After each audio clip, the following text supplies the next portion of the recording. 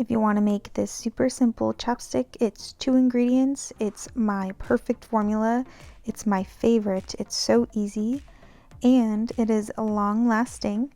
Welcome back to my channel where I post videos every week. I post a lot of bullet journal videos and DIY. So first you're gonna put the stove onto medium low and have a pot of water with a few inches of water. You could also use a double boiler method, but I find this method to be much easier because you could do multiple formulas at a time.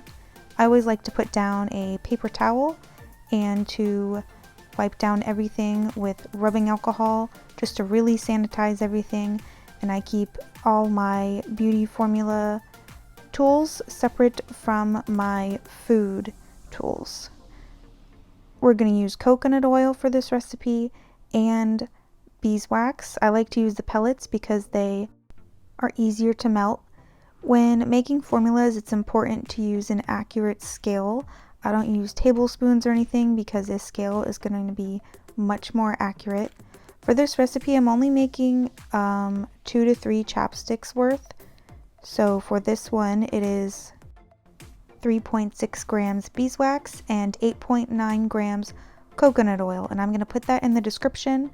You could use any type of oil instead of coconut oil, and you could use a vegan wax instead of the beeswax, but vegan wax is a harder wax, so you're going to have to decrease the beeswax by 10%, and I'll explain that in the description box.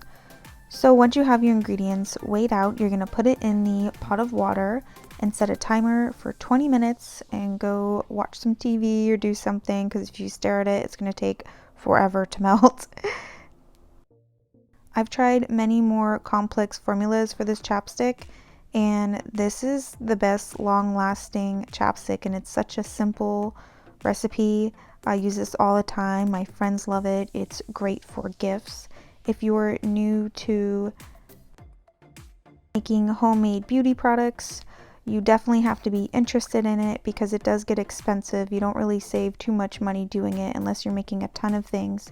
You could use this chapstick holder, but because I'm only making 3, I'm not going to use that because it's just not necessary.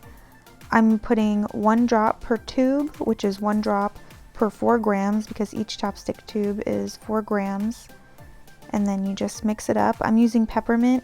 1 drop per tube is 1%, which is what you want to use on your lips and face. For your body, you can do 2% if you're a normal adult, unless you're a baby or the elderly, which are normally at 0.5% to 1%.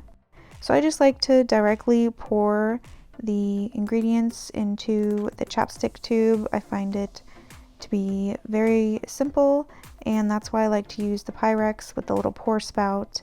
And I could probably get almost another chapstick out of this if I melted the part that hardened on the top of the Pyrex, but I'm going to be lazy and just wipe it out. And it's important to wipe this stuff out when it's still hot, so if it hardens, pop it in the microwave and melt it because you don't want it going in your dishwasher. It'll ruin your dishwasher over time, and it's just easier to wipe it out yourself with a napkin. And there you have it, your perfect chapstick. It is amazing. It lasts all day. It's not too hard, not too soft, but if you do find that it is too hard or too soft, you could always increase or decrease the wax. The wax is what makes this harder and stay together. Well, there you have it. Check out my channel. I post videos every week. Thanks for watching.